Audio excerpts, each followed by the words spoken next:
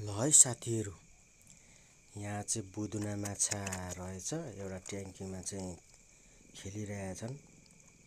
ट्याङ्कीमा फसेको रहेछ, कसले राखे हो।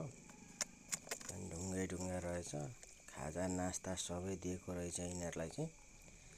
बुदुना माछा देखियो। यो माछा चाहिँ प्रायःजसो ठाडो खोला, सानो खोलामा पाउँछ। कत्ला माछा पनि रहेछ।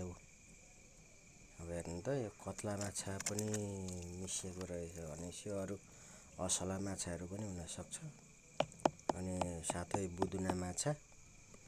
ओहो, साह्रै राम्रो गरेर खेलिरहेछन्। हेरिदिनुहोस्, मन पर्यो भने लाइक, कमेन्ट, सेयर गरेर चाहिँ साथ दिनुहोला। एउटा सानो भिडियो गरेर मैले युट्युबमा पोस्ट गर्दैछु। ओहो, कत्ला माछा कति